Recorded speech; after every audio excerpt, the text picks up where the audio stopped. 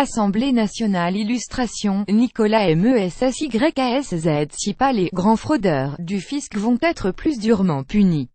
L'Assemblée a voté ce lundi un renforcement des sanctions contre les fraudeurs ayant des circonstances aggravantes rendant obligatoire la peine complémentaire d'interdiction des droits civiques, civils et de famille, sauf décision spécialement motivée, plus grand que à lire aussi 16 pays de l'US pour lancer un parquet européen spécialisé dans les fraudes aux intérêts financiers. Les députés ont voté avec l'aval du gouvernement un amendement La République en marche au projet de budget 2018 article non rattaché ayant une « logique plus coercitive » selon les termes du rapporteur Joël Giraud LREM, que celui qui avait été adopté en commission il y a une dizaine de jours. Renforcer les dispositifs dissuasifs de lutte contre la fraude fiscale. Avec cet amendement, adopté en première lecture, les fraudeurs fiscaux ayant utilisé une fausse identité, de faux documents ou des comptes bancaires à l'étranger seront passibles de peines passant de 2 à 3 millions d'euros.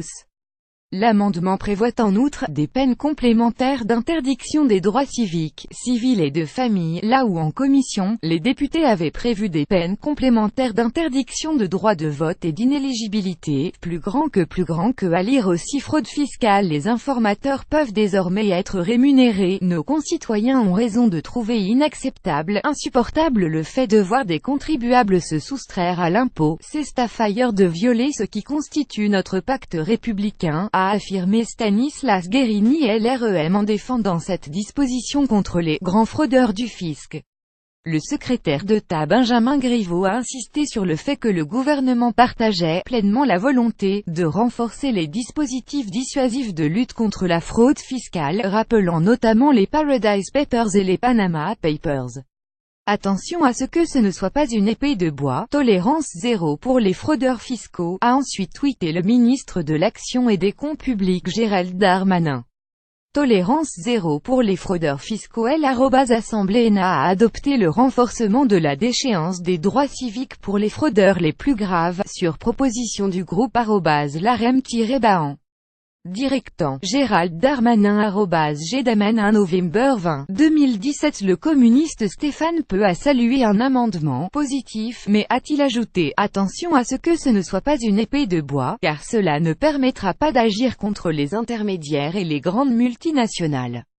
Des amendements de la gauche pour la création d'un « délit d'incitation à la fraude fiscale » ont été rejetés, le rapporteur affirmant qu'il posait un « problème de constitutionnalité ».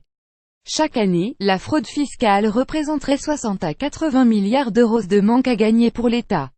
Gérald Darmanin appelle à ne pas « tomber dans la démagogie ». Dans la foulée, les députés ont adopté un amendement du gouvernement qui « vise à lutter plus efficacement contre les activités non déclarées », a expliqué Gérald Darmanin, en améliorant le traitement fiscal de l'enrichissement issu d'une activité occulte.